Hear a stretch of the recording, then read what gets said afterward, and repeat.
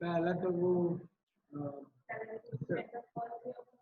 हाँ, basic salary में हम लोग का दो चीज क्लियर हुई थी। एक क्या था कि हो सकता है हम लोग की सैलरी ड्यू होती है on the first day of each month, sorry last day of each month, या फिर first day of the next month. ठीक है, दोनों में फर्क क्या होगा? अगर हमारी सैलरी ड्यू होती है on last day of each month, तो हमारा फाइनल अगर हम लोग की सैलरी ड्यू होती है on the last day of each month, और दूसरा केस क्या था, अगर सैलरी ड्यू होती है on first day of next month. ठीक, इन दोनों में फर्क क्या था?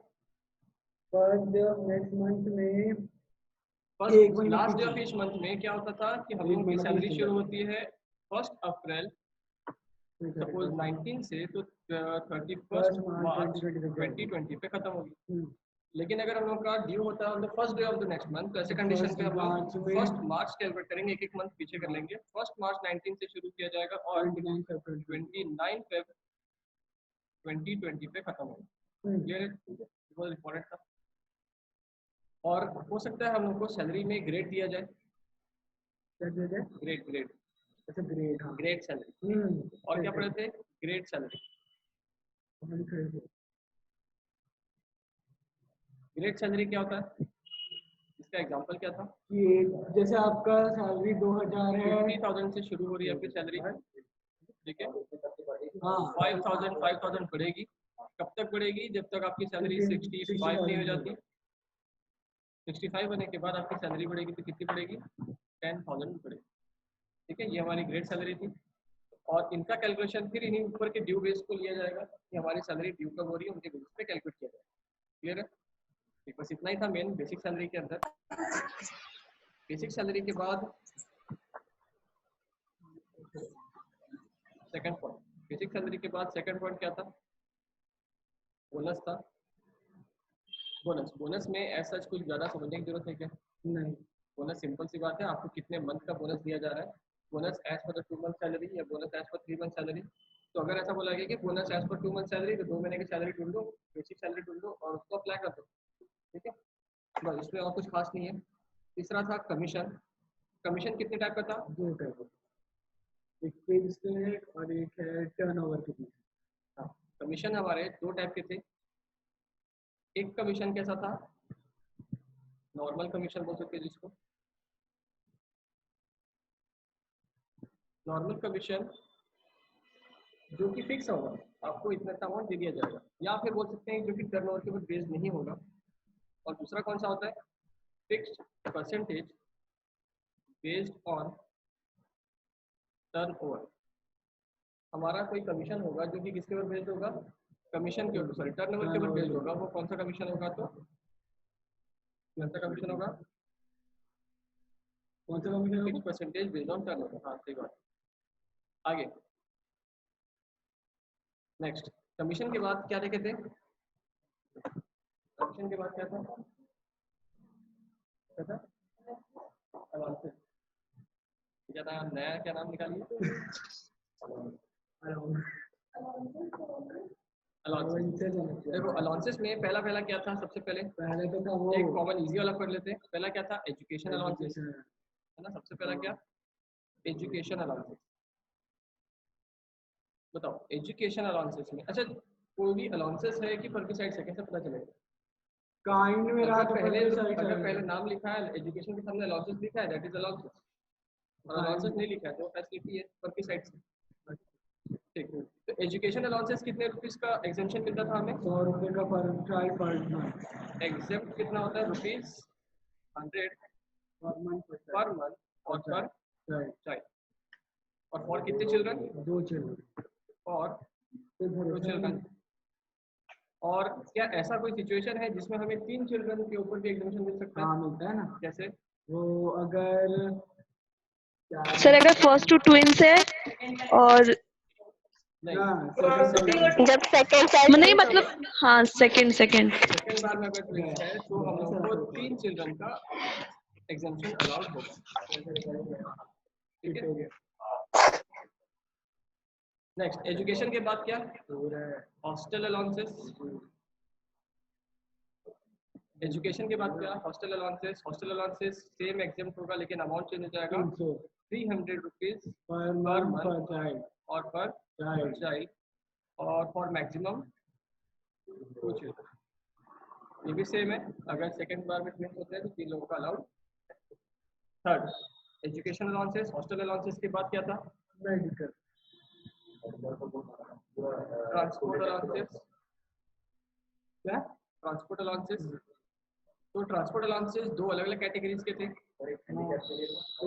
ट्रांसपोर्ट अलाउंसेस एक नॉन ट्रांसपोर्ट कंपनी वाले एम्प्लॉय के लिए, तो ये जो पहले लिख रहे हैं ये कौन सा, non transport company.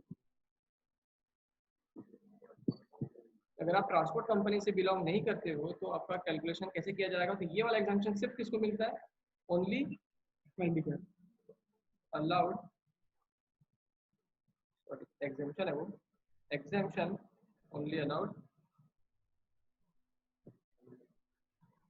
To handicap person.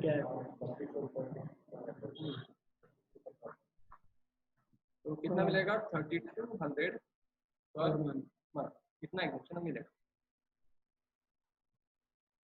फिर नेक्स्ट क्या था, ट्रांसपोर्ट अलाउंसेस अदर्स के लिए। ऊपर वाला ट्रांसपोर्ट अलाउंसेस किसके लिए था, जो नॉन ट्रांसपोर्ट कंपनी के, नीचे वाला अदर्स के लिए, मतलब जो ट्रांसपोर्ट कंपनी के होंगे उनके लिए क्या होता है, 70% ऑफ अलाउंसेस और रुपीज कितना, 10,000 पर मंथ, ठीक है। और कौन से थे ट्रांसपोर्ट अलाउंसेस के बाद, sir which ever is less होता है ना इसमें। हाँ एल मतलब लेस, लोअर।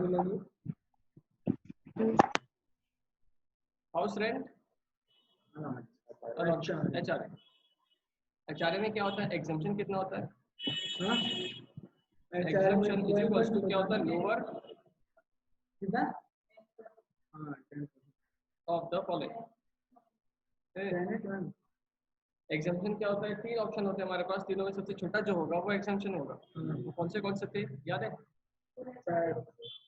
सबसे पहला क्या, एचआरए रिसीव, जितना हमें एचआरए रिसीव हुआ वो माइनस, सेकंड पॉइंट क्या, rent paid equal to no minus 10% of salary. तो हम लोग तो ये बोले, कोई बोला कोई गलत बोला, मैं कहाँ बोला कुछ, बोला ही। थर्ड पॉइंट, या तो 50% या तो 40% ऑफ सैलरी। मेट्रोपॉलिटन हुआ, तो 50% किसके लिए था, मेट्रोपॉलिटन मतलब दिल्ली, चेन्नई, कोलकाता, मुंबई। 50% और Delhi, Mumbai, Chennai, Kolkata, and 40% for other country और कंट्रीज, अदर स्टेट्स, सॉरी। ठीक, कोई डाउट नहीं। अब इसके बाद और कौन से हैं, हाउस रेंट अलाउंसेस के बाद क्या था, अरे ट्रिपल एरिया अलाउंसेस था,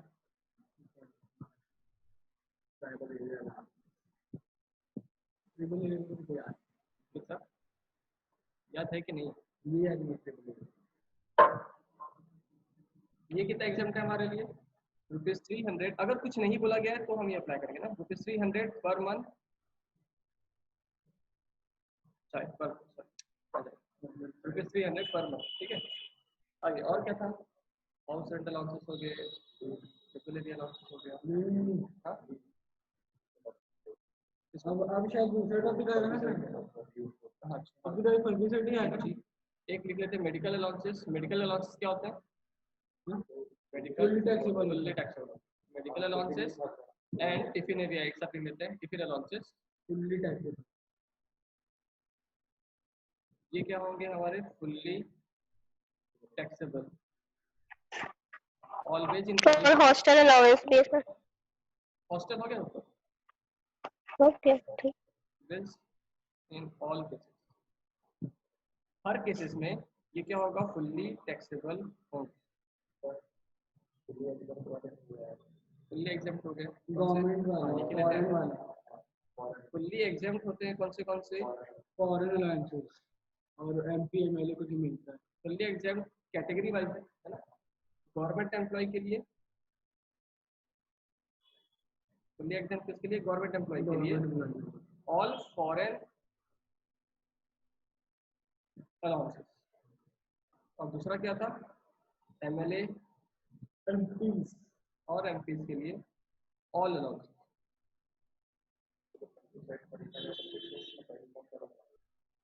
अलग से देखा जाता है, हाँ ठीक है। अच्छा उसमें ना पर्क्यूसाइड्स में हम लोग टेलीफोन लिखे थे, और एग्जाम्पशन में से एक और है टी स्नैक। चाय पानी जो होगा ना वो एग्जाम्प्ट होता है, मील टैक्सेबल होता है, लेकिन जो टी स्नैक्स होते हैं वो एग्जाम्प्ट होता है। तो वो लोग वहाँ जाके ऐड कर लेना, शुक्रिया तो आप मतलब यहाँ तो लिखेंगे, वहाँ पे एक बार लिख लेना, अलग अलग जगह अलग अलग चीज़ ना लिखें। एफ के बाद क्या है, एफ ये कहाँ हो गया, ठीक है, विदाउट फुल्ली एग्जाम्प्ट हो गए। अब इसके बाद लास्ट पॉइंट क्या, ऑल अदर अलाउंसेस जो भी बच गए वो पूरे नॉर्मली यूजुअली और अदर अलाउंसेस जो भी हो, उन सब में केस में क्या होगा, जितना आपने ऑफिशियल पर्पस के लिए यूज किया उतना एग्जाम्प्ट, उसके अलावा तो एग्जाम्प्ट कितना होगा यहाँ पे, ऑल अदर अलाउंसेस के लिए कैलकुलेशन एक ही जैसा होगा। एग्जाम्प्ट कितना होगा, यूज्ड फॉर ऑफिशियल और ऑफिशियल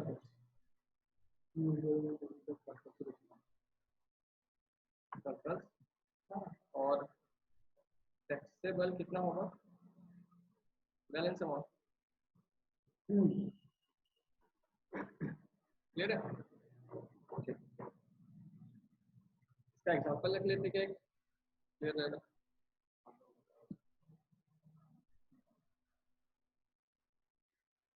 एग्जांपल है यूनिफॉर्म अलाउंसेस,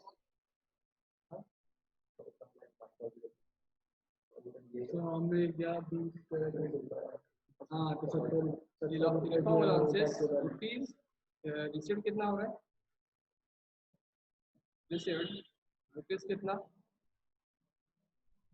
500 पर मंथ। आपको कितने मिलते हैं, 500 रुपीज पर मंथ मिलते हैं। एसएससी कौन होता है, जो अपना इनकम एसेस करवाता है।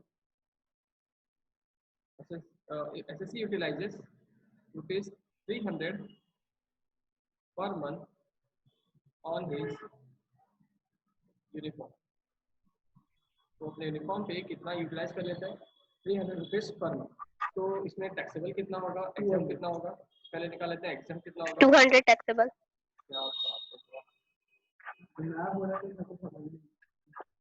एग्जाम कितना होगा हमारा 300 रुपीज 300 पर मंथ, और टैक्सेबल कितना होगा 200 रुपीज पर मंथ। ठीक है, इन टोटल देखेंगे तो इंटू 12 कितना होगा 3600 एग्जाम हो गया, और 2400 टैक्सेबल हो गया। क्लियर है, ठीक है, चलो सारे हो गए।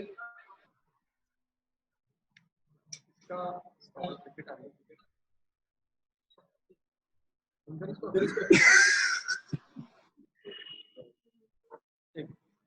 गया, ये सारे अलाउंसेस हो गए। अलाउंसेस के बाद क्या,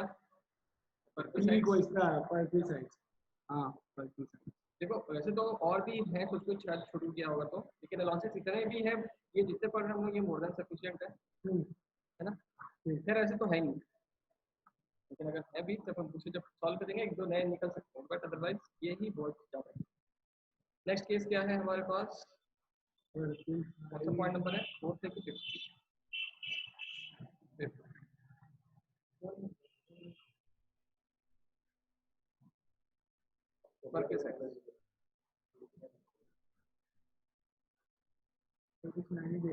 पर्क्यूसाइड्स में बताओ जरा क्या क्या है, क्या मतलब है कार फैसिलिटी।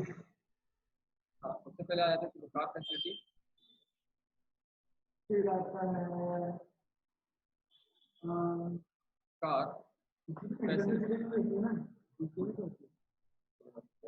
फैसिलिटी के भी अलग अलग केसेस थे। एक यूज फॉर क्या था सबसे पहले, large car, fully use for क्या, official use, official purpose, official purpose, मैं शॉर्ट में लिख रहा हूँ ऑफिशियल पर्पस फुल्ली, ठीक है। फुल्ली यूज किया गया किसके लिए, तो ऑफिशियल पर्पस के लिए। अगर हमने फुल्ली यूज किया ऑफिशियल पर्पस के लिए तो क्या होगा, ठीक है। सेकंड पॉइंट क्या था, फुल्ली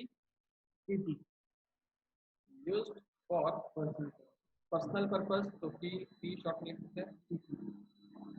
थर्ड केस क्या था, use for both, used for both, that is क्या, पार्टली ओपी एंड पार्टली। ऐसे कंडीशन में क्या होगा, चलो बताओ। सबसे पहले क्या, जो हाँ सबसे पहला क्या है, जो ऑफिशियल पर्पस के लिए है वो क्या हो गया, फुल्ली एक्सेप्ट। सेकंड जो है वो क्या होगा, फुल्ली टैक्सेबल। तीसरा डिपेंड करता है, ठीक है, ये होगा टैक्सेबल। वो डिपेंड करेगा ना as per condition,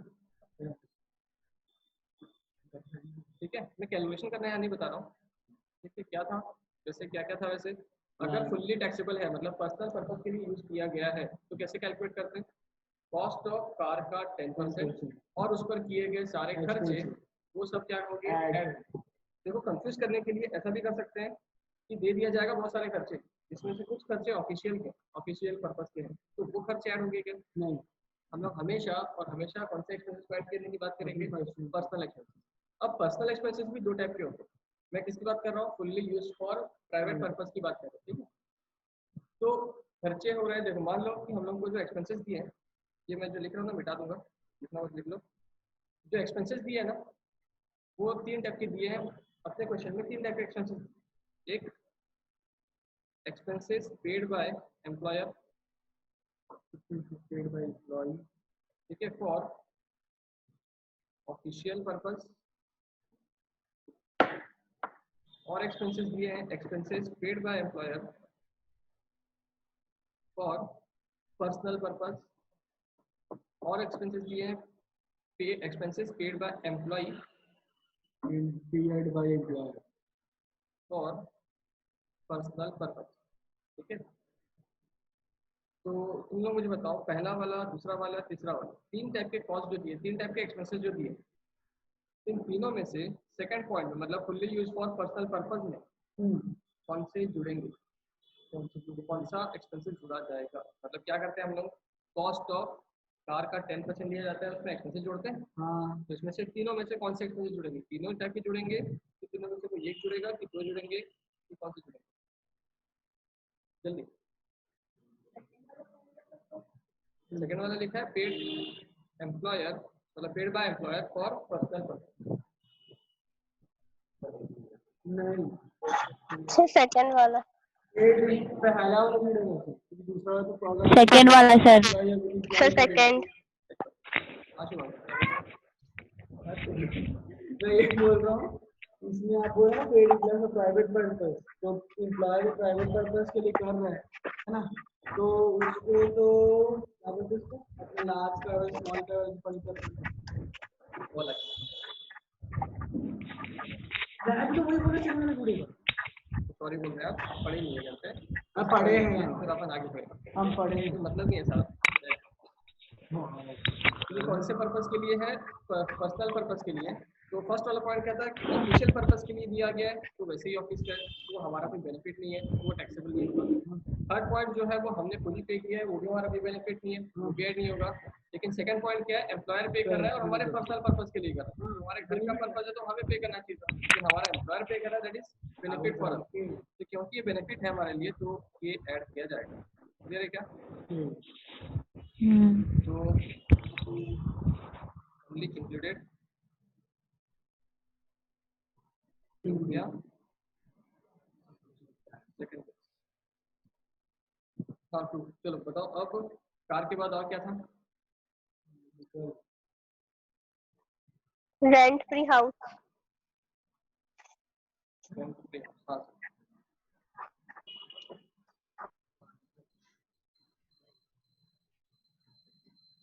the concept क्या है, rent free house. Rent free house में क्या क्या था, रेंट फ्री हाउस में अलग अलग केसेस थे, यहाँ पर भी सबसे पहला केस क्या था?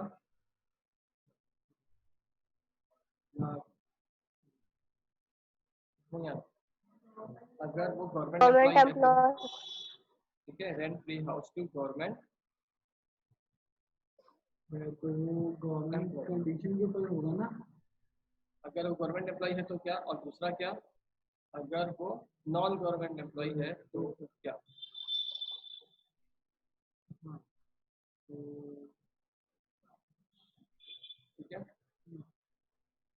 तो चलो बताओ तो क्या क्या होगा।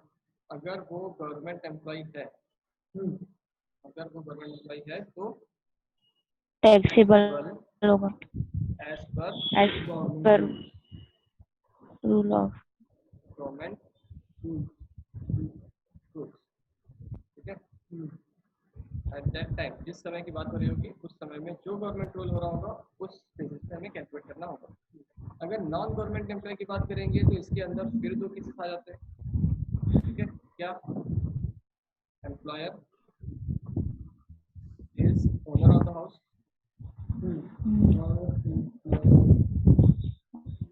साइलेंट करो तो कौन है?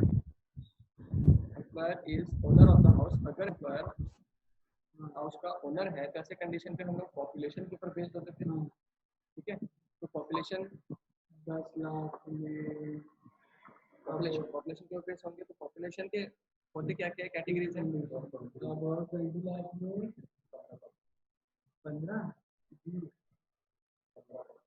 अबाउट 20 लाख होगा अगर, तो 15% ऑफ सैलरी,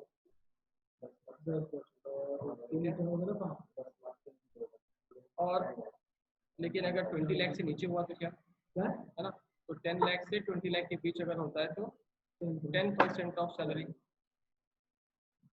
और अगर बिलो 10 लाख होता है तो 7.5% ऑफ सैलरी। क्लियर है? लेकिन अगर हम लोग पॉपुलेशन के ऊपर बेस्ड नहीं है, कब नहीं रहेंगे, मतलब पॉपुलेशन के कब बेस्ड नहीं रहेंगे, जब हम लोग का घर का खुद का घर नहीं होगा तब। तो सेकंड केस क्या था? If employer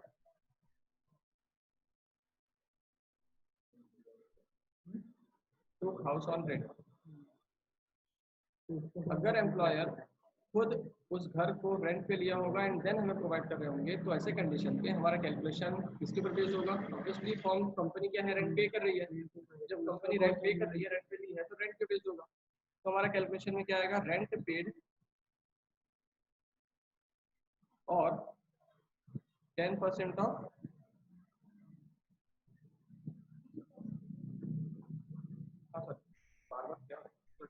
rent paid of 15% of salary, whichever is less equals to tax. Clear है क्या?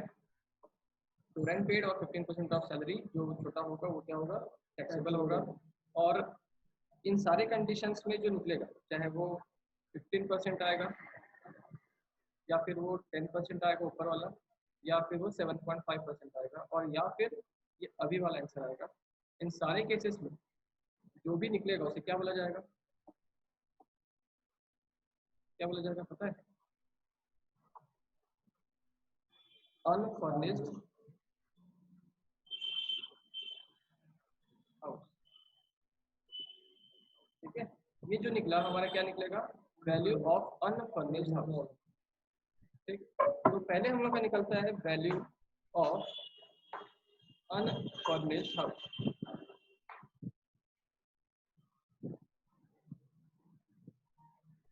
तो जो भी वैल्यू आई है हमारे अनफर्निश्ड हाउस की, उस वैल्यू में हम लोग को कुछ ऐड करना पड़ सकता है, अगर हमें साथ में क्या मिला तो कोई फैसिलिटीज प्रोवाइड की गई।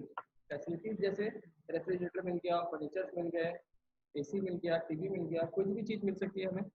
कोई भी प्रॉपर्टी हमें साथ में मिलती है हाउस के साथ, तो उनका भी, वो भी हमारे लिए बेनिफिट है कि नहीं? हमें खरीदना नहीं पड़ रहा है, हम उनको यूज़ कर रहे हैं, तो वो हमारे लिए क्या हो गया? बेनिफिट हो गया।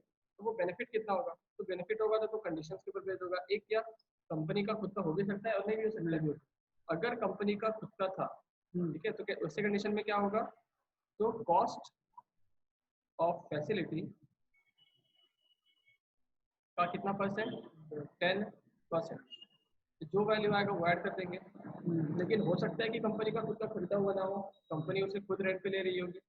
तो अगर कंपनी रेंट पे ले रही होगी तो ऐसे कंडीशन में हम क्या करेंगे, रेंट ऑफ फैसिलिटी ऐड कर देंगे। रेंट ऑफ फैसिलिटी मतलब जो कंपनी रेंट दे रही है वो कंपनी रेंट पे कर रही है उतना रेंट क्या करेंगे हम, ऐड कर देंगे। जो टोटल आएगा वो टोटल आएगा वैल्यू ऑफ परचेज। ठीक है, इसको क्या बोलेंगे हम, वैल्यू ऑफ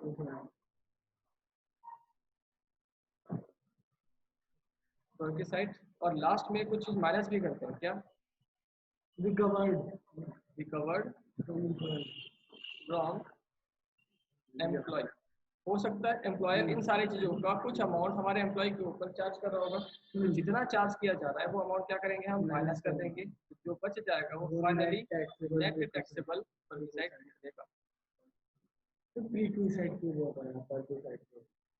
नेट टैक्सेबल कोई डाउट है क्या? RFH हो गया, कार होगी, और कौन से थे?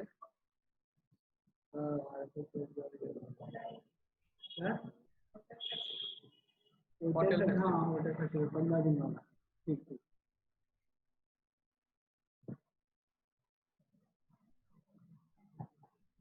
होटल फैसिलिटी में सबसे पहला केस क्या, अप टू 15 डेज क्या होगा, अप टू 15 डेज क्या हो जाएगा, फुल्ली एक्सेप्ट। सेकंड केस क्या था, अगर उससे ज्यादा रुक गया 15 तो days उतना का सैलरी कटेगा।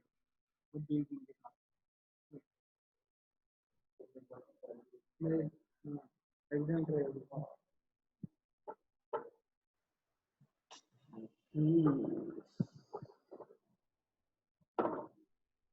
तो बताओ 15 डेज के अंदर रहा तो फुल्ली क्या हो जाएगा, एक्सेप्ट। और अगर अबव 15 रहा तो क्या हो जाएगा, टैक्सेबल हो जाएगा। लेकिन टैक्सेबिलिटी कैलकुलेट कैसे करते हैं, याद है? हम लोग को जितना भी बेनिफिट मिला या फिर जितना भी चार्ज था उसका एक्चुअल जितना पेमेंट किया गया कितना होगा, तो एक्चुअल एक्चुअली पेड, या फिर दूसरा क्या 24% ऑफ सैलरी। दूसरा पॉइंट क्या 24% ऑफ सैलरी। और सैलरी कितने दिन की होगी, जितने दिन हम लोग स्टे की। ठीक है, उतने दिन की सैलरी। फिर हम इसमें टाइम वाला होता है। मतलब समझ लो 15 दिन का रुका है, ठीक है, तो 15 दिन के 11:15 में वो चले गए, वैसे नहीं होता है ना, पूरा दिन कैलकुलेट होगा वो। और अगर 15 दिन की सैलरी 15 दिन रुका तो कितने दिन की सैलरी लेंगे अपन? हाँ, 15 दिन रुका तो कोई सैलरी नहीं लेंगे, exam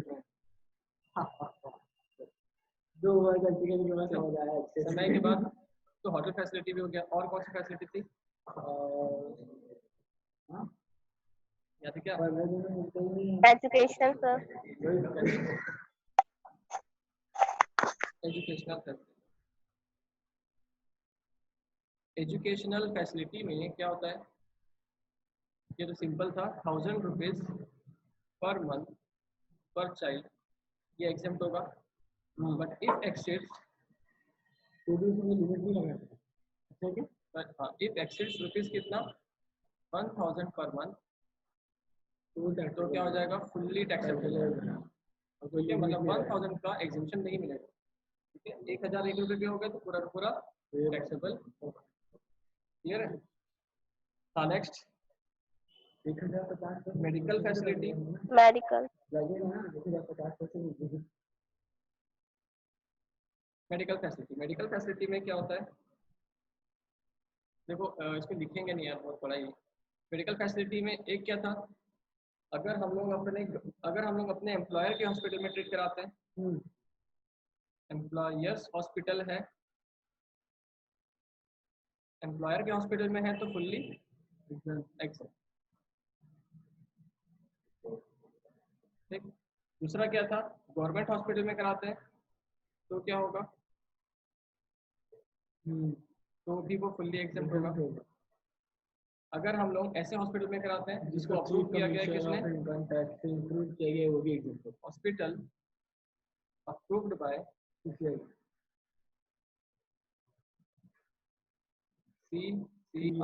chief commissioner of income tax, तो ये अभी भी क्या रहेगा, फुल्ली एग्जाम्प्ट होगा। और एनी अदर हॉस्पिटल तो फुल्ली टैक्सेबल, कोई परसेंट नहीं रहेगा, पूरा पूरा टैक्सेबल होगा। ये था कहाँ पर, इंडिया के अंदर। इंडिया के बाहर होगा तो क्या था, इंडिया के बाहर होगा तो सिंपली याद रखना कि हम लोग को आरबीआई की लिमिट देखनी है। हाँ ठीक है, आरबीआई की लिमिट के बाहर अगर जा रहे हैं तो टैक्सेबल होगा, इंडिया। प्लस हम लोग को एक और चीज देखनी होती है कि अगर हम लोग का ट्रीटमेंट हो रहा है बाहर तो हम लोग को एक अटेंडेंट का भी एग्जाम्पशन मिलता है। हम लोग को हमारा खुद का एग्जाम्पशन तो मिलेगा ही, और प्लस हम लोग बीमार है तो हम लोग अकेले जाएंगे नहीं, हम लोग हमारे साथ जा कितने भी लोग सकते हैं, कंपनी कितने भी खर्चे उठा सकती है, लेकिन गवर्नमेंट हमको एग्जाम्पशन देगी तो कितने लोग का, जो बीमार पर्सन है उसके साथ एक अटेंडेंट का एग्जाम्पशन मिल सकता है। ठीक है, ठीक। तो ये था मेडिकल फैसिलिटी। मेडिकल फैसिलिटी के बाद क्या था, 2.5 लाख कुछ था ना, 2 लाख की सैलरी भी देखनी होती है। तो कब अगर हम लोग का ट्रीटमेंट हो रहा है तो हम लोग ये भी देखते हैं कि इस परसेंट को मिलाकर, मतलब मेडिकल फैसिलिटी को मिला के हम लोगों के और जो बेनिफिट है, सैलरी बेनिफिट सब कुछ मिला के हम लोगों का टोटल 2 लाख के ऊपर अगर 2 लाख के ऊपर अगर क्रॉस हो जाती है तो हम लोग को फिर ये बेनिफिट अराउंड, तो आगे के साथ 2 लाख का बेनिफिट भी लिमिट भी देखना था। मेडिकल के बाद और क्या था, मेडिकल मील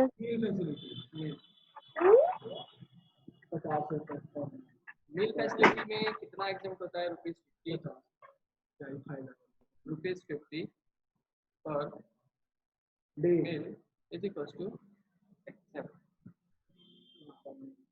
ठीक है, मील के ऊपर ₹1 भी चला गया तो पूरा टैक्सेबल होगा क्या, नहीं, अप टू 50 एग्जाम होगा, और क्या है अप टू ना, हाँ अगर मान लो कि ₹60 का पर मील हो रहा है यूज, तो 60 में से 50 एग्जाम्प्ट हो गया एंड 10 रुपीज क्या होगा टैक्स। तो जो पूरा टैक्सेबल होगा लिमिट के ऊपर वो सिर्फ अकेला अपने आप में एजुकेशन फैसिलिटी है, उसके अलावा सारे के सारे क्या है अप टू वाले। हाँ ठीक है, ठीक। जी के बाद एच आता है, इसके बाद क्या है, मतलब मील फैसिलिटी के बाद क्या है, leave travel concession. Live travel concession. Live travel concession का क्या था याद है, हम लोग को ब्लॉक ऑफ 4 इयर्स में, मतलब ऐसे तो हम लोग को कंपनी हर साल अलाउ कर सकती है घूमने के लिए, यहाँ पर कंपनी क्या अलाउ कर रही है हम लोग उसी कोई लिमिट नहीं कर रहे हैं ना, कंपनी क्या अलाउ करती है वो कंपनी का पर्सनल मैटर है। हम लोग क्या कर रहे हैं कि गवर्नमेंट हमें कितना एग्जाम्पशन देगी, हर सिचुएशन में गवर्नमेंट हमें कितना एग्जाम्पशन देगी, वो एग्जाम्पशन हम लोग क्या कर रहे हैं कर रहे हैं। तो अगर हमें लीव ट्रैवल कंसेशन का बेनिफिट दिया गया है किसके थ्रू, कंपनी के थ्रू, तो वो हमें एग्जाम्पशन मिल सकता है, लेकिन 4 साल में सिर्फ 2 बार। ठीक है, ब्लॉक ऑफ 4 इयर्स में हमें सिर्फ 2 बार अलाउड होगा एग्जाम्पशन का, उससे ज्यादा अगर मिलता है तो वो अलाउड नहीं होगा। क्लियर है, आगे लीव ट्रैवल कंसेशन के बाद एलटीसी के बाद क्या, लीव ट्रैवल कंसेशन के बाद एलटीसी, हाँ लीव ट्रैवल कंसेशन हो गया सर इतना ही।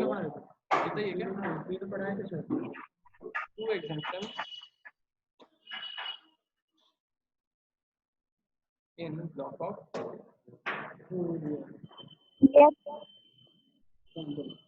एलटीसी का लिखना, बस इतना ही थे क्या। कौन था, टेलीफोन फैसिलिटी पूरी एग्जाम्प्ट होती है, foreign perquisites to the government employ exempt होता है, एमएलए एमपीज को जो पर्टिसाइड्स मिलेंगे वो क्या होंगे, फुल्ली एग्जाम्प्ट होंगे।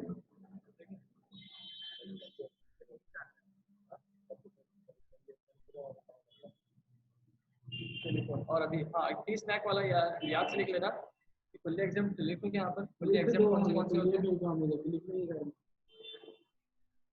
अच्छा फुल्ली एग्जाम्प्ट, फुल्ली एग्जाम्प्टेड कौन से होंगे, तो पहला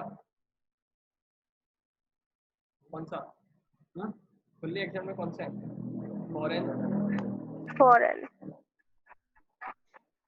फॉरेन पर्टिसाइड्स टू किसको, only only to government employee.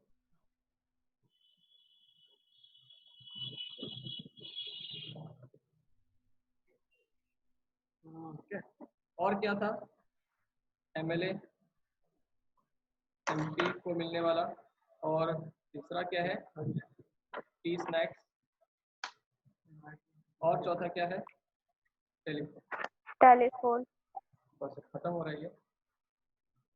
ठीक है, वैसे भी ये वीडियो खत्म हो गया है।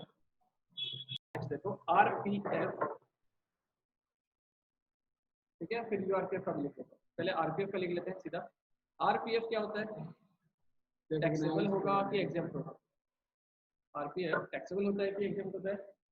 उसका बेसिकली वो टैक्सेबल होता है हाँ। Eight the time of contribution, लेकिन तो एक लिमिट दे दी गई है कि आप 12% तक एग्जेम्प्ट होगे, उसके ऊपर टैक्स ले जाओगे, ठीक है। तो एग्जेम्प्ट कितना होगा, टैक्सेबल कितना होगा? Exempt up to 12% of what salary. आपके सैलरी का 12% है जब तक एग्जेम्प्ट होगा। टैक्सेबल होगा कितना? About 12% of salary. बट ये जो भी बात आ रही है वो कब की आ रही है? Eight the time of contribution. हम लोग जब कंट्रीब्यूट कर रहे हैं तब की बात आ रही है, ठीक है। तो इसमें 2 पॉइंट याद रखने वाली है। पहला क्या? Eight the time of contribution है ये।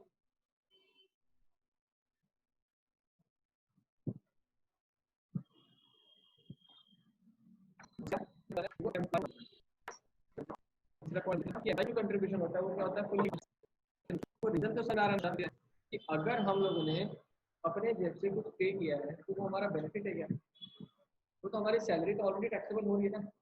अब हम लोग हर सैलरी पे भी टैक्स पे करेंगे और कुछ खरीद रहे हैं उसको भी टैक्स पे करेंगे, कुछ पेमेंट कर रहे हैं वो भी टैक्स पे करेंगे, तो फिर पिएंगे कैसे, है ना। तो हम लोग का वो बेनिफिट नहीं है। हम लोग क्या देख रहे हैं कि हमारा जो बेनिफिट है वो टैक्सेबल होगा। हम लोग को सैलरी मिलती है वो अलग, प्लस हमारा एम्प्लॉयर अलग से पीएफ में अपना कंट्रीब्यूशन डालता है वो अलग, तो वो बेनिफिट है कि नहीं? हम लोग 12,000 की सैलरी भी दे रहे हैं प्लस 2,000 रुपये एडिशनल पीएफ भी डाल रहे हैं, वो ये एम्प्लॉयर का कंट्रीब्यूशन, तो ये 2 बेनिफिट है कि नहीं है? तो वो हमारे लिए क्या होगा? टैक्सेबल होगा। इसीलिए एम्प्लॉयर्स कंट्रीब्यूशन क्या होता है? टैक्सेबल होता है। और हमारा खुद का कंट्रीब्यूशन एम्प्लॉइज कंट्रीब्यूशन क्या होता है? एग्जेम्प्ट होता है, ठीक है। डाउट है क्या? और सेम सेम सारे सिचुएशन सेम होंगे किसके लिए? इंटरेस्ट और आरपीएफ के लिए, ठीक है। रिटायरमेंट प्रोविडेंट फंड नहीं है, रिकॉग्नाइज्ड प्रोविडेंट फंड है, पता है, मैं गलती से उसमें रिटायरमेंट प्रोविडेंट फंड लिख दिया था। Interest on RPF. तो वीडियो में पूरा गलत हो गया। गलत नहीं हुआ है सर, एक तो टॉपिक पे गलत है, वो भी आप सही कर देते हैं टाइटल में, ठीक है। इंटरेस्ट ऑन आरपीएफ क्या होता है? सारी चीजें भाई बस अमाउंट परसेंटेज चेंज हो रहा है। एग्जाम कितना होगा? अप टू कितना? 9.5% ऑफ सैलरी। और टैक्सेबल कितना होगा? अबाउट, इसमें भी ये तीनों चीजें याद रखनी है। कौन सी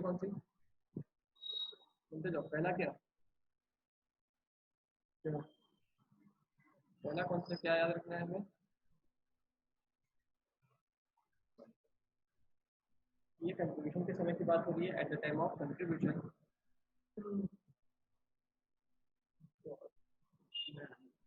eight the time of contribution के टाइम की बात हो रही है, मतलब क्या? जब आपका सैलरी से काटा जा रहा है, कंट्रीब्यूट किया जा रहा है, तब की बात हो रही है ना। At the time of contribution.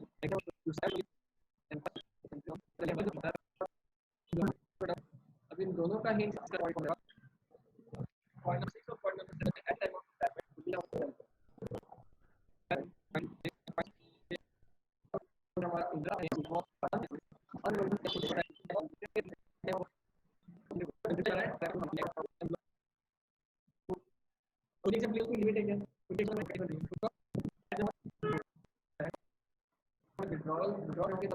Taxable हो क्या? अभी आपका इनकम पे भी टैक्स लग रहा है, हो सकता है क्यों? किसका पार्ट है ये? इनकम फ्रॉम अदर सोर्सेज है। कंडीशन के समय तक एग्जाम्पल होगा, लेकिन जब विड्रॉ किया जाएगा वो टैक्सेबल तो होगा, लेकिन कहाँ टैक्सेबल होगा? इनकम फ्रॉम अदर सोर्सेज में होगा। क्लियर है? तो आरपीएफ के इंटरेस्ट के समय ऐसा क्वेश्चन क्यों नहीं आया था कि इनकम फ्रॉम अदर सोर्सेज में आएगा?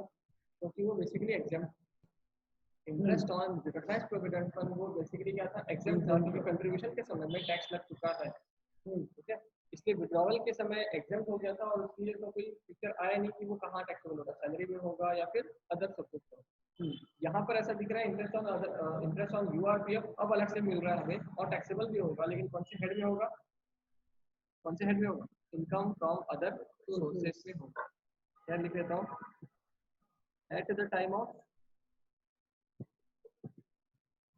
कंट्रीब्यूशन के समय में वो क्या हो रहा है, फुल्ली एग्जाम्प्ट है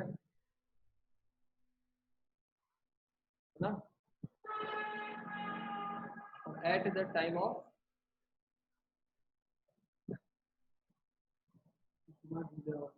रिटायरमेंट या फिर विड्रॉवल के समय में, रिटायरमेंट के समय में क्या होगा, फुल्ली एग्जाम्प्ट होगा कि फुल्ली टैक्सेबल होगा, टैक्सेबल, लेकिन कौन से हेड में,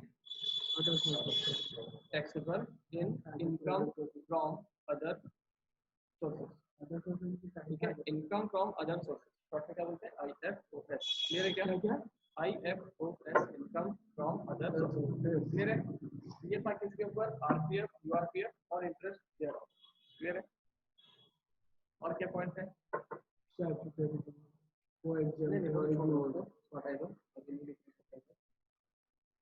नेक्स्ट क्या था, एक बोल सकते हैं लोन इंटरेस्ट, सर पर आज की डाउट है, बता दो किसमें किसमें, इंटरेस्ट और लोन बता दो। इंटरेस्ट और लोन का क्या सीन था, इंटरेस्ट और लोन एग्जाम्प्ट हो सकता है हमारे लिए, है ना, और इंटरेस्ट और लोन टैक्सेबल भी हो सकता है। टैक्सेबल कब होगा, अगर कोई डिफरेंस दिख रहा है, बैंक का रेट ऑफ इंटरेस्ट कुछ और है, हमारा एम्प्लॉयर प्रोवाइड करता है रेट ऑफ इंटरेस्ट कुछ और है, दोनों में ऑब्वियसली कम।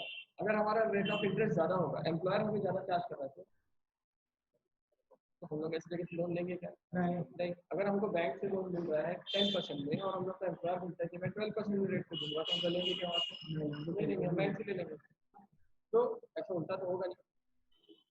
बट अगर हुआ भी, चलो मान लो हो गया, एग्जाम में से दे दिया, तो क्या होगा, एग्जाम हो जाएगा, पूरा टैक्सेबल होगा क्या, नहीं होगा, क्योंकि हमारा कोई बेनिफिट है क्या उसमें, नहीं दिखता, तो उल्टा ज़्यादा पे कर रहा है, ठीक है। तो इंटरेस्ट और लोन सर का, हाँ, वो IFOS क्या लिखे हो, क्या है? इनकम फ्रॉम अदर सोर्सेज, लिख दूं क्या वहाँ पे, ठीक है, नहीं सर ठीक है, मेरा डिस्कनेक्ट हो गया था, समझ नहीं आया। अच्छा अच्छा। तो इंटरेस्ट ऑन लोन जो होता है वो एग्जाम्प्ट हो सकता है या टैक्सेबल भी हो सकता है। सिचुएशन क्या थी, अगर हम लोग का रेट ऑफ इंटरेस्ट एम्प्लॉयर का कम है किससे, बैंक से, तो क्या होगा, टैक्सेबल होगा, क्लियर है। और कौन से एग्जाम थे, इसको लोग याद रखना है, कौन से एग्जाम थे। अगर हम लोग का लोन 20,000 तक रहेगा तो पूरा का पूरा एग्जाम होगा, इंटरेस्ट कितना भी गैप हो कोई टैक्सेबल नहीं होगा। दूसरा क्या था कि अगर हम लोगों ने डिसीज के लिए लिया है, सिवियर डिसीज के लिए लिया है, तो हमारा क्या होगा, पूरा का पूरा एग्जाम होगा, amount irrelevant of the amount, हम लोग अमाउंट पे बेस नहीं होंगे, क्योंकि वो स्पेसिफाइड डिसीज के लिए अगर दिया जा रहा है लोन, तो वो क्या हो जाएगा, फुल्ली एग्जाम होगा, कितना बड़ा भी गैप हो, कितना बड़ा भी अमाउंट, क्लियर है क्या। देखो यहाँ पे, हाँ हाँ एम्प्लॉयमेंट, एम्प्लॉयमेंट हाँ हाँ, यहाँ बहुत कुछ और भी अच्छा ना, जैसे एंटरटेनमेंट अलाउंसेस हो गया,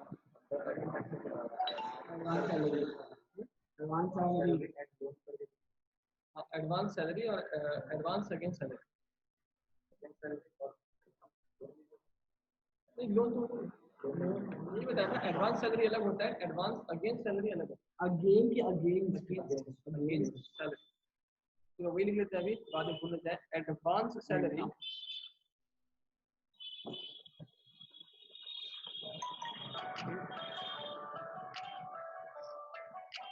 ब्लैक स्क्रीन होती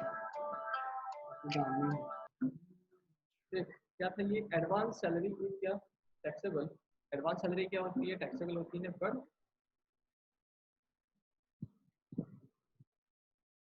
advance against salary is not taxable, है ना।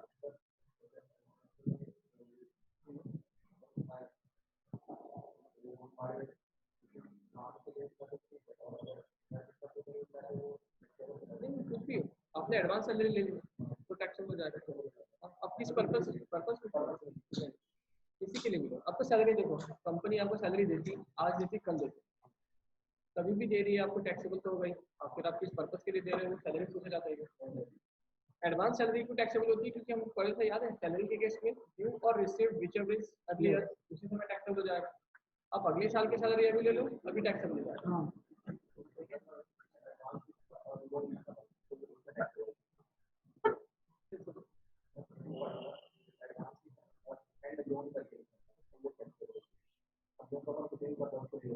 हाँ एडवांस अगेंस्ट सैलरी टैक्सेबल नहीं है। क्यों नहीं है? तो क्या आप सैलरी के नाम पे एडवांस ले रहे हो तो हम रिटर्न कर देंगे ना, सैलरी रिटर्न करेंगे क्या एम्प्लॉयर? नहीं। एडवांस अगेंस्ट सैलरी क्या है, वो हम लोग कभी ना कभी रिटर्न करने वाले हैं, मतलब सैलरी के नाम से ऐसे ही है। हाँ हम लोग ले सकते हैं। हाँ वो लोन ही है एक्चुअली, तो लोन टैक्सेबल होता है क्या? नहीं, उसका इंटरेस्ट अगर बेनिफिट मिलता है तो वो टैक्सेबल हो जाता है। आई बात समझ में? और क्या था छूटा हुआ? पूछा क्या था छूटा हुआ?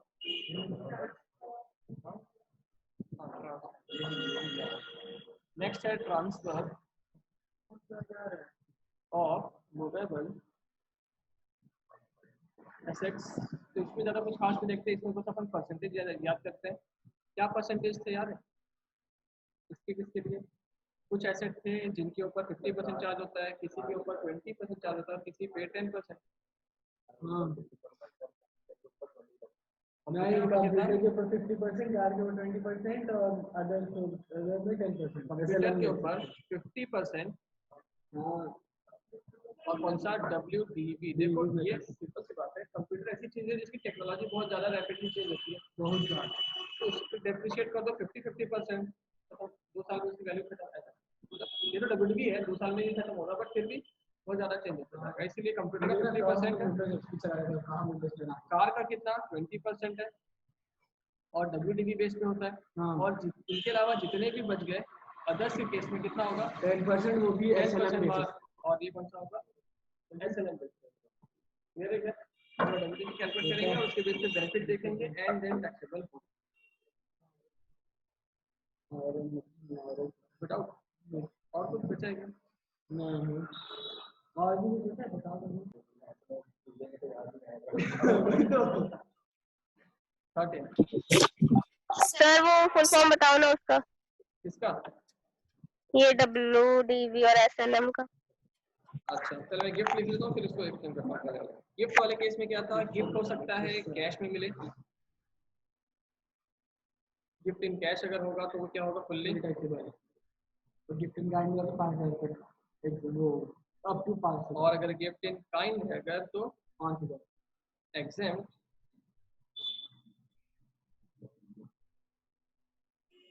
Up to ₹5,000। ठीक है। अच्छा इधर देखो कुछ नहीं, हमारा एम्प्लॉयर हमें कुछ एसेट बेच रहा है। देखो नीचे क्या था, इस गिफ्ट वाले केस में 13 वाले पॉइंट में क्या हो रहा है कि हमारा एम्प्लॉयर हमें एसेट उठा के दे देगा, काइंड मान लो काइंड में कुछ उठा के दे रहा है, तो वो क्या होगा? टैक्सेबल भी हो सकता है, एग्जाम भी हो सकता है। टैक्सेबल कब होगा? जब वो 5,000 के ऊपर होगा तो टैक्सेबल होगा। अब ऊपर वाली बात आ रही है, 12 वाली पॉइंट क्या आ रही है, हमको दे रहा है लेकिन उसके बदले पैसे चार्ज भी कर रहा है, वो बेच रहे हैं एक तरीके से। ट्रांसफर ऑफ मूवेबल एसेट जो भी होता है ना, देखो इनकम टैक्स में कभी भी हम ट्रांसफर पढ़ेंगे इसका मतलब वो सेल होता है। ठीक है, इनकम टैक्स में कभी भी ट्रांसफर हो रहा है मतलब क्या हो रहा है? सेल सेल होता है। तो sale of movable asset from employer to the employee, ये टॉपिक पढ़ रहे हैं पॉइंट नंबर 12 में। अब एम्प्लॉयर हमें कंप्यूटर भी सेल कर सकता है, कार भी सेल कर सकते हैं और अदर एसेट भी सेल कर सकते हैं। अगर हमारे एम्प्लॉयर ने हमें सेल किए है कंप्यूटर, ठीक है, तो उसकी वैल्यू कैसे, मतलब हमारा प्रॉफिट है कि लॉस है वो डिसाइड कैसे करेंगे? तो हम लोग कैसे कैलकुलेट करते हैं? सेल प्राइस जो चार्ज किया गया है, sale value minus minus what? WDV minus क्या? Depreciation minus WDV not depreciation. Sale price minus आज की डेट की वैल्यू। हम लोग को कैसे पता चलेगा प्रॉफिट है कि लॉस? आज की डेट की वैल्यू से सेल प्राइस को कंपेयर करेंगे ना। हाँ। अगर आज की डेट में उसकी वैल्यू है 10,000 लेकिन हमारा एम्प्लॉयर हमें बेच देता है 6,000, तो बेनिफिट कितना? 4,000 का बेनिफिट है। तो हम लोग किन दो चीजों को कंपेयर करेंगे? आज की डेट की वैल्यू और सेल प्राइस। तो आज की डेट की वैल्यू को हम क्या बोलते हैं? WDV। आज की डेट की वैल्यू को रिटर्न डाउन वैल्यू बोलते हैं। तो रिटर्न डाउन वैल्यू निकालेंगे तो कैसे निकालते हैं? रिटर्न डाउन वैल्यू का फॉर्मूला क्या होता है? Written down value is equal to कैसे निकलता है? Cost minus depreciation, cost minus depreciation of the asset. तो डेप्रिसिएशन कैसे निकल रहा है? तो उनके रेट पता है हमें, as per income tax income from salary के बेस पे अगर कंप्यूटर पे चार्ज करोगे तो 50% फी लगेगा हमेशा, और कौन से बेसिस पे? तो WDV बेस पे। अगर भाई कार सेल हो रही होगी तो लगेगा 20% डेप्रिसिएशन WDV बेस पे, और अगर इनके अलावा कोई भी एसेट है तो उनके ऊपर लगेगा 10% SLM बेसिस पे। ठीक है, तो SLM बेसिस का एग्जांपल मैंने कल भी कनेक्ट किया था किसके थ्रू, RFH के through, rent free house. Rent free house में हम लोग देखते हैं कि अगर हाउस मिलता है साथ में कोई अदर फैसिलिटी मिलती है, और फैसिलिटी अगर कंपनी खुद की है, कंपनी की खुद की फैसिलिटी है, वो कार बोलते हैं, फर्नीचर खुद का है कंपनी का, रेफ्रिजरेटर खुद का है, टीवी खुद का है, तो ऐसे कंडीशन में टैक्सेबल होगा। लेकिन हम क्या ऐड करते थे यार, कॉस्ट ऑफ एसेट का 10% ऐड किए थे, RFH अभी लिखे थे तो भी क्या किए थे, कॉस्ट ऑफ फर्नीचर का 10% ऐड किए थे, ठीक है। तो वो क्यों, क्योंकि वो हमारे में लिखा गया है कि वो other than computer and other than car है, तो आपको कितना चार्ज किया जाएगा, 10%। और 10% किस पे चार्ज कर रहे थे हम, कॉस्ट ऑफ एसेट पे। कॉस्ट पे कब लगता है, जब वो SLM बेस पे होता है। तो इसलिए क्या कि अगर other than computer and other than car के ऊपर चार्ज किया जा रहा है, बेचा जा रहा है, तो हम लोग को बेनिफिट तो हमेशा ऐसे ही देखने हैं। क्या दो चीजों को कंपेयर किया जाएगा, सेल प्राइस और WDV। सेल प्राइस और WDV को कंपेयर किया जाएगा, लेकिन WDV हो सकता है क्वेश्चन में गिवन हो सकता है हमें निकालना पड़े। अगर क्वेश्चन में गिवन है तो हम लोग बस ये इजीली कंपेयर कर लेंगे कि सेल प्राइस इतना है, WDV इतना है, तो हमारा बेनिफिट कितना है। लेकिन अगर WDV दिया नहीं होगा तो वो WDV पहले हमें कैलकुलेट करना पड़ेगा वर्किंग नोट में, और वो कैलकुलेट करने के लिए हमें रेट ऑफ डेप्रिसिएशन पहले से प्रिस्क्राइब्ड है। तो वो प्रिस्क्राइब्ड रेट कितना है, कंप्यूटर के लिए 50%, कार के लिए 20% एंड अदर एसेट्स के लिए 10% है। क्लियर है क्या, कोई डाउट है अभी, ये इधर मिनटी मिनटी नाम याद है नहीं। हेलो, तो सुनाई भी दिया कि नहीं दिया, तो बोला मैं केसेस में, हर केसेस में अलग अलग सैलरी मीनिंग कैलकुलेट करते हैं ना हम लोग। HRA के अंदर और RPF के अंदर सैलरी का मीनिंग एक होता है बेसिक सैलरी, बियरनेस पे और फिक्स परसेंटेज ऑन टर्नओवर वाला commission. RFH rent free house के केस में जब मीनिंग ऑफ सैलरी ढूंढते हैं तो उसमें सैलरी क्या क्या होती है, बेसिक सैलरी, बियरनेस पे, commission, all type of commission, bonus और ऑल टैक्सेबल अलाउंसेस। जितने भी टैक्सेबल अलाउंसेस हैं सारे के सारे ऐड हो जाते हैं for in case of RFH meaning of salary में। क्लियर है। और क्या एंटरटेनमेंट अलाउंसेस में मीनिंग ऑफ सैलरी क्या होती है, सिर्फ ओनली बेसिक सैलरी। ठीक है, फिर अब एंटरटेनमेंट अलाउंसेस के अंदर क्या क्या था, 5,000 रुपये, आपको जितना मिला वो रुपए, या फिर सैलरी का 20%, बेसिक सैलरी का 20%, ईच एवर इज लेस, जो सबसे छोटा होगा उतना अलाउड फॉर डिडक्शन। ठीक है, एक स्टैंडर्ड डिडक्शन थे 50,000 सबके लिए। एंटरटेनमेंट अलाउंसेस सिर्फ गवर्नमेंट एम्प्लॉय के होते हैं, एम्प्लॉयमेंट टैक्स भी सबके लिए होते हैं। एम्प्लॉयमेंट टैक्स में 2 कंडीशन थी, अगर हम खुद पे करें तो सीधा डिडक्शन मिलेगा, एम्प्लॉयर पे कर रहा है तो वो पहले बेनिफिट है हमारा, इसलिए वो पहले सैलरी में ऐड किया जाएगा एंड देन डिडक्शन मिलेगा। क्लियर है। अच्छा, ग्रेड सैलरी का क्या बताना है पिंकी, ग्रेड सैलरी बस वो टॉपिक में क्या है, कुछ इस नहीं है, पॉइंट स्टार्टिंग में। में जो पहला पॉइंट था ग्रेड सैलरी में हम लोग क्या पढ़े थे, अगर कुछ नहीं है भाई, हम लोग को सैलरी देखनी है आज की डेट में।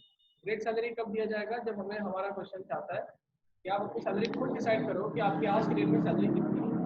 आप बस इतना बता रहे हैं क्वेश्चन के स्टार्टिंग में कि आप जब जॉब स्टार्ट किए थे या एक पर्टिकुलर ईयर में आपकी सैलरी कितनी थी, अब उसके बेसिस पे आप कंप्यूट करो कि आज की डेट में आपकी सैलरी कितनी है। जैसे कोई एग्जांपल में दिया जाएगा, मान लो कि 2017 में आपकी सैलरी थी 15,000, ठीक है, तो आज की डेट में आपकी सैलरी कितनी है, 17 में आपकी सैलरी थी 50,000, तो हर साल कितनी बढ़ती है, 5,000। ऊपर से देखो ग्रेड सैलरी दिख रहा है, अगर 50,000 तो आपकी सैलरी इंक्रीमेंट होगा हर साल में, वो होगा कितना, 5,000। और हम लोग एज्यूम कर रहे हैं अभी कि 1 अप्रैल को उनका 50 + 5 55 हो गया, तो 1 अप्रैल 2018 को आपकी सैलरी 55 है।